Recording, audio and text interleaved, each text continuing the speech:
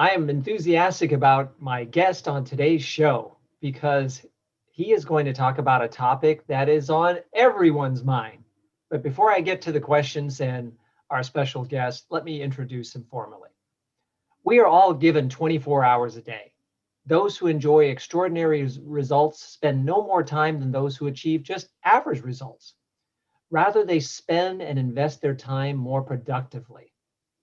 Don Wetmore, certified executive coach and author of the Productivity Handbook, will share his tips to improve your results in today's interview.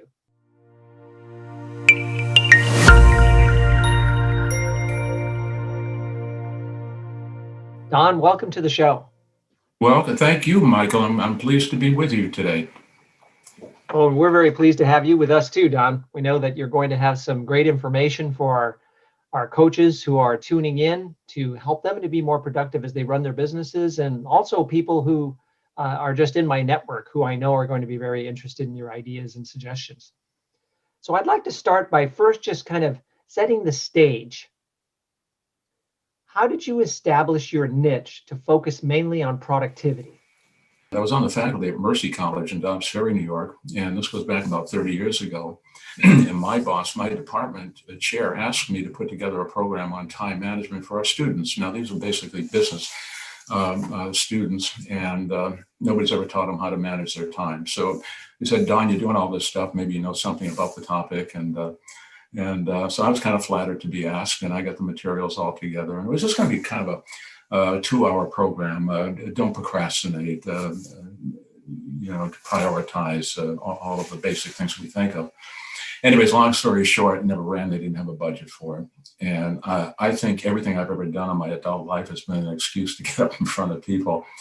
And so I just started teaching it on my own. But I really began to look at all of the different things that keep us from being productive. And it really starts with what Covey and some of these other authors have talked about over the years, having the end in mind. To be clear for everybody, since I think there are different ideas and definitions behind the term, what is your definition of productivity? Personal productivity is just that. It's whatever you want it to be. In this context, the most productive person I can think of is the person who can take a look at each one of those 7 vital areas and rate their performance on a scale of 1 to 10, 10 being the highest number. And if everything's a 10, they are the most productive person on the planet. If you can get up in the morning and say, my health is really ideal, my family situation is ideal, no additional money would really make a difference. How can anybody tell that individual you're not productive unless you do this and run for president or serve in this profession or have this degree or whatever? That's all an individual thing. That's the beauty of personal productivity. So then, John, maybe people have the wrong idea about productivity. So many people are frustrated, feeling that they're unproductive. Why do you think people find it so hard to be productive? There are several reasons, and I'll just share a couple of statistics. About 80% of the people who go to work on Monday morning don't want to be there. That's according to the U.S. Department of Labor. So why is it with that? Why is there such a resistance? Well, again, a couple of reasons here. Number one is everybody we come in contact with 24/7, they have a better idea about how we ought to spend our time than we do. And I don't mean that in a negative sense, okay? I mean, if you have 5-year clients, your coaching clients all sitting in front of you, which one of them thinks that they're the most important person and deserves their attention? It's each one of them. It's just part of, human nature. Mm-hmm. And now you couple that with the notion that we've all been taught the same way, and we've all been taught to say yes, to accommodate, to get along. You don't get too far by saying no all this world.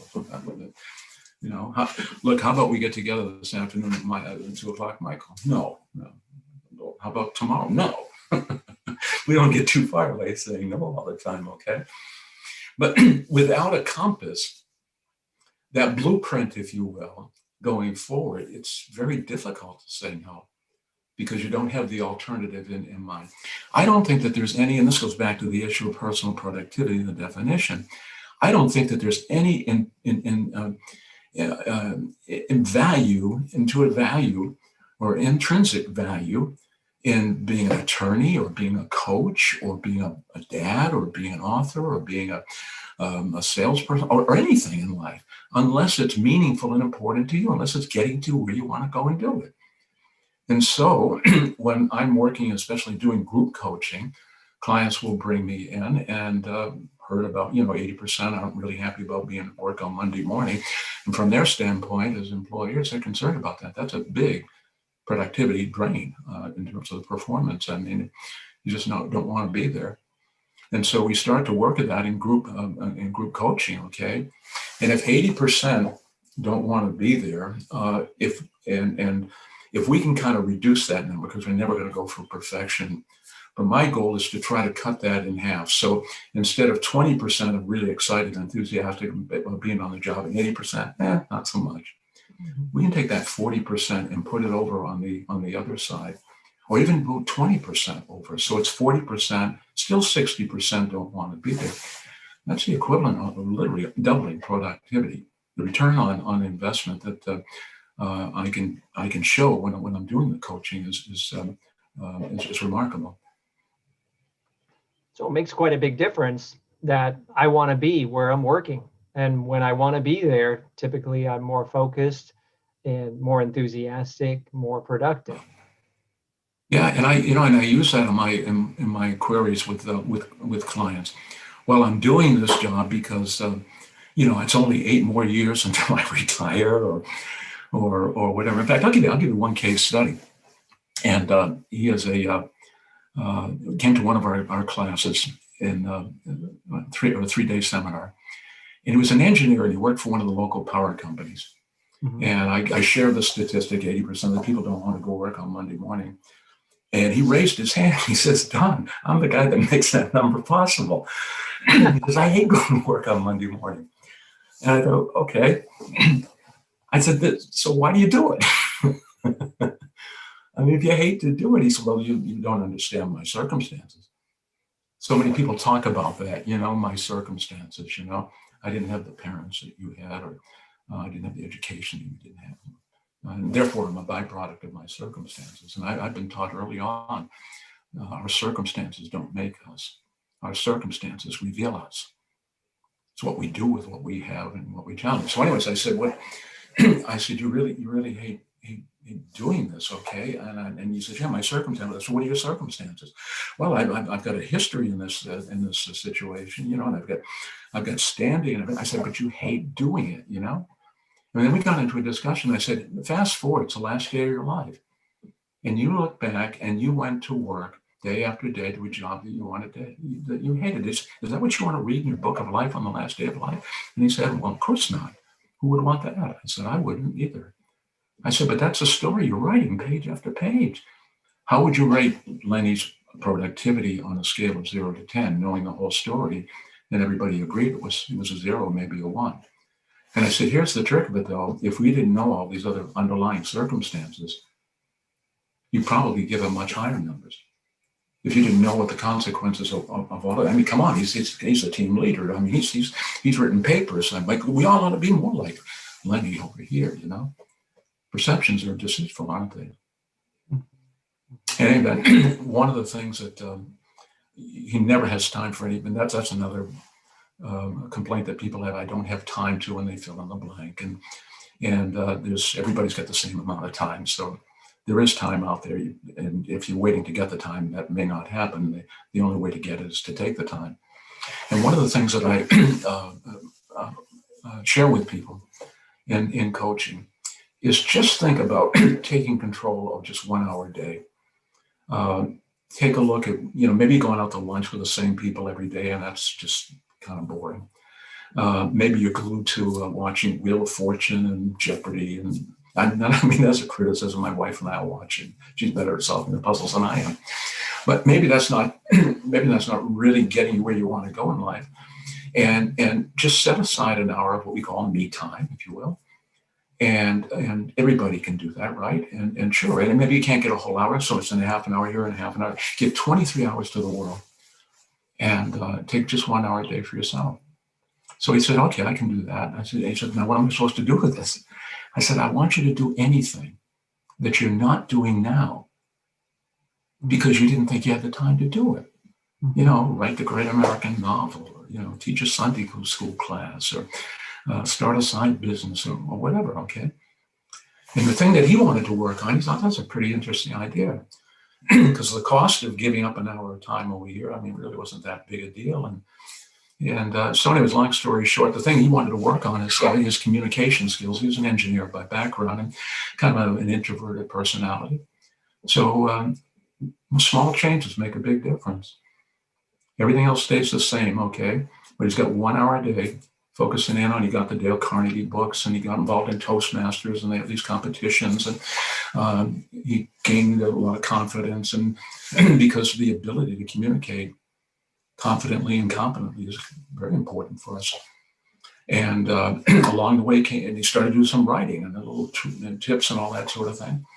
And along the way, he decided to get a website. He got online, and he's offering these products that he put together, and he jokes about it. His publisher is McGraw-Hill Staples. You know, he self-prints that, publish it. And he offers himself as a coach. Anyways, long story short, 5 years out from the time we met him, okay, he was now making more money than he was making as an engineer at this power company. He was making, he would want me to tell you this, that's right, I won't tell you his name, but he was netting out about $7,000 a month, $8,000 a month. He had an overhead of about $1,000 a month. He was making more money in less time than it took him to make whatever he was spending his time to make on the job, because as a result of the class, he was able to pick up an extra couple of hours as well. More than doubled his income. His relationship with his wife was improved. They didn't have to go through the door. They didn't have to pay for it. That's being productive. That's a good example of what productivity is about. One of the things that I thought about as you were telling that story, the idea of setting aside an hour a day, reminds me of the principle of pay yourself first, that people will say, I just don't have enough money to save.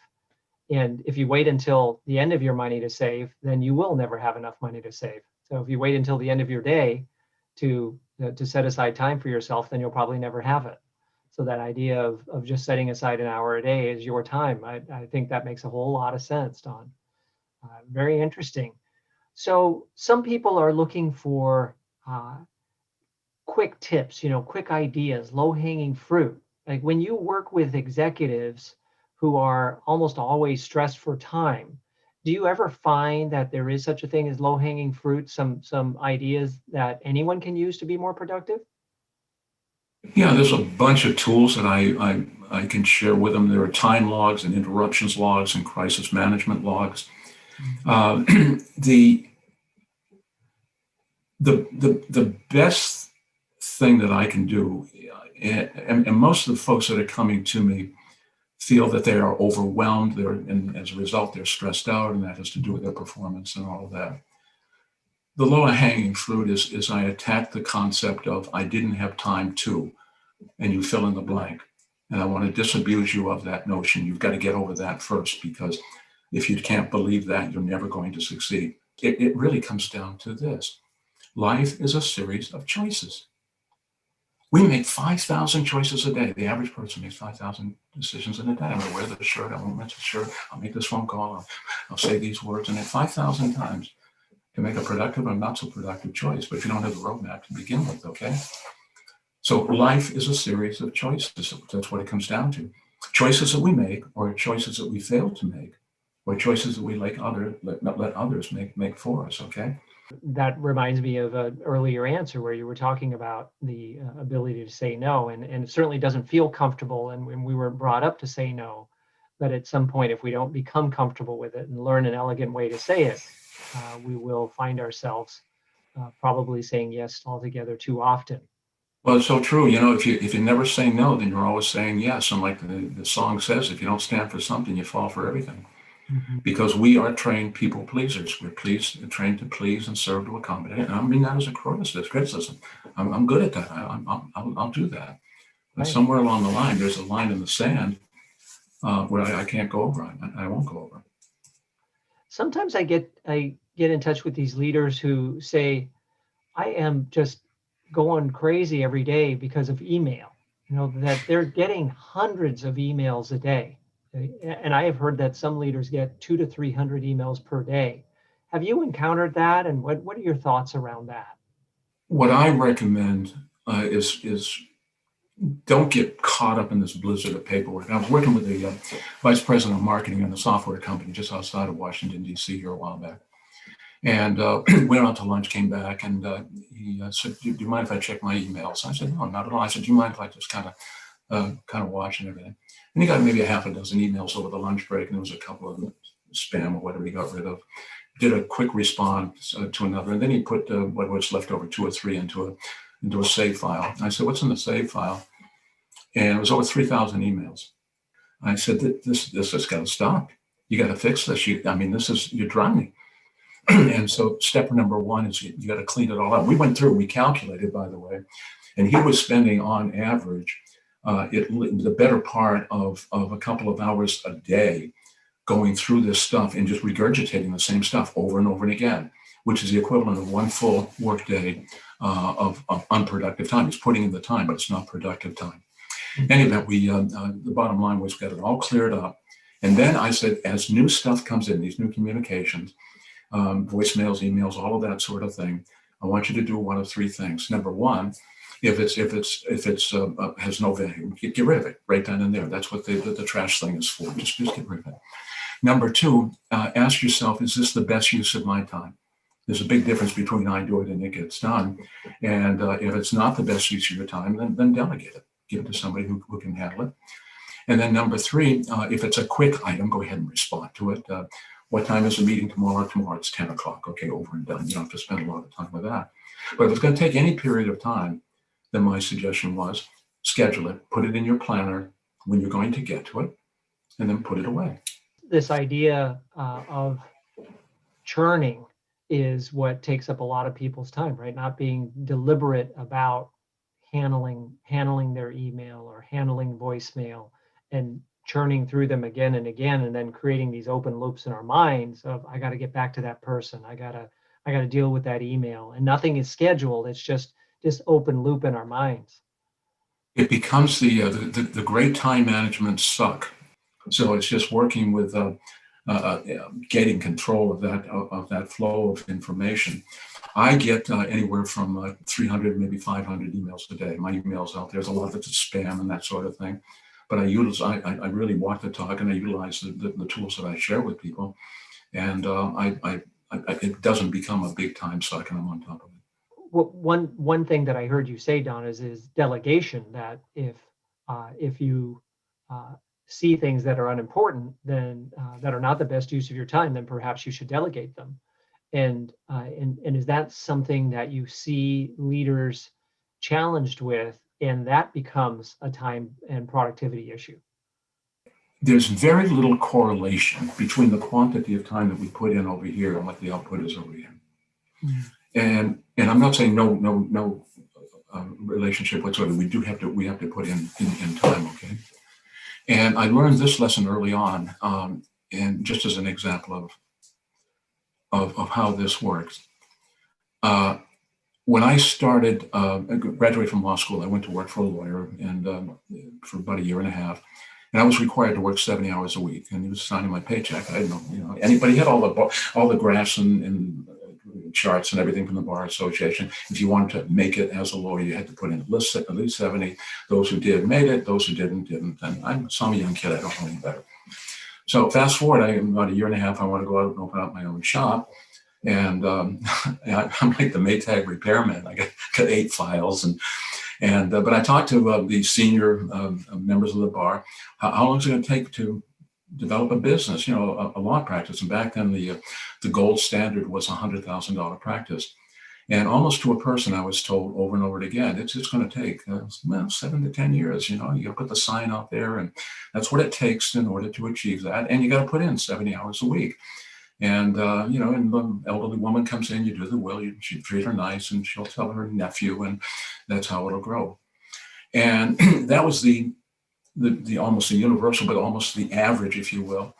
And I'm working on an article called "You Got to Talk to the Muffin Man." If you want to make a blueberry muffin, don't talk to people who've never made a blueberry muffin. Talk to somebody who has. So I talked to others in the bar association, found 2 or 3 who did it in a shorter period of time. And so how did you do it? How did you do it? Anyways, long story short, I built up a $100,000 practice in 1 year. Wow. And I made another decision up front because I was working 70 hours a week. I set a time budget, just like we set a financial budget. And I want to have a $100,000 practice. That's my outcome. But here's what I'm willing to pay for it. And I cut it in half. And I don't know why I said that, but it was 35 hours. I couldn't do any better with the math, I guess. Could have said 40, okay. And it was really easy when I only had 8 files. I mean, that was fine. I typed all my own motions and all that. But as time grew, okay, I didn't want to violate that because I had a lot of other things I was doing. I was teaching full time. I had some other businesses. Nancy, my wife, and I were starting with our family and all that. And it just, the math doesn't work if I'm spending 70 hours a week in my law practice, but I still wanted the result. And so I engaged other people and I hired people and associates and all that. So long story short, I'm 10 years out, and my practice grew to $400,000 a year. And I wasn't even putting in 35 hours a week. I was putting in 5 hours a week, an hour a day. I had a well-oiled machine. There's a big difference between I do it and it gets done. Right. If your goal is, I want to be the center of this whole thing and deliver every piece of service, yeah, you can do that, but it's going to cost you a lot in terms of time. Mm-hmm. But if your objective was, I want a business model to produce a certain level of income, ethically and professionally and so on, there are choices. And I am not a smart man, but I do know how to tell that time. Oh, I love that story, Don. That is fantastic, and kind of makes me think of Tim Ferriss, who he's a little younger than you and me, but he came across that idea of why talk to people who have taken much longer to achieve the results that you'd like. Talk to people who've done it in less time and find out what they did. So, Don, I'm sure that some people are curious about working with you. What does a coaching plan with you look like?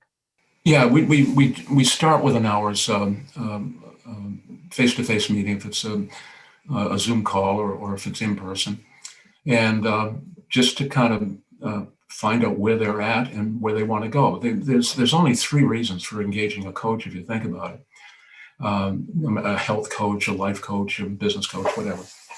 The client is at point A, everybody's at point A, but they want to be somewhere else. And let's see, we'll get really creative and we'll call that point B. And there's one of 3 situations. A, they don't really have clarity as to what point B is. Number 2, they know what point B is, but they really don't know how to get there. Mm-hmm. Or number 3 is they know what point B is, they know how to get there, but they can't do it on their own. They need an accountability partner, if you will. Right. So we have a conversation, or we talk about where they are, where's point B, ideally, not where you think you qualify, what's missing, what are the challenges keeping you from doing that. And I go through those 3 scenarios and where do you fit? And I've had, at the end of the conversation, somebody tell me, look, I know where point A is, point B is, I know how to get there, and I can do it on my own. I said, thank you very much. I enjoyed the conversation. There's no need for a coach. But most of the time, it's just one or more of those 3, and that gives me good clarity. And then we set up the schedule. Typically, I meet with a client once a week. I do recommend, and almost all the clients agree with this, a 3-month commitment. And I require the retainer to be paid up front. And it isn't so much of a cash flow issue, but I found that the stronger the commitment up front, the more the client wants to make it work. It's just human nature, you know what I'm saying? And so we meet on a weekly basis. We have an agenda. At the conclusion, there's always action steps, A, B, and C. And the following week is accountability. You did A and you did C, you had a struggle with B, and we just moved the ball down. But we do identify up front and really pin it to a return on investment. And I like to, where possible, to quantify and identify a 10-to-1 payback for the coaching. So you've been in the coaching field for a while, Don. What advice do you have for new coaches entering the field? The probably two things. Number one is get properly trained. It's very easy to slap on a title and say I'm a coach and go on out there. There's an art and a science to this profession, and so getting and it's not a question of getting certain designations or degrees. That's all helpful, but get the right training and have the right mentors. The kinds of programs that you run are extremely helpful in establishing that foundation. There's a right way and a wrong way to do it. And, as coaches, all of us, we should do no harm. So that's step number one. Step number two is creating very quickly a full pipeline of opportunities, client opportunities. And there's any number of programs out there. And I know you talk about it, and Andrew does as well.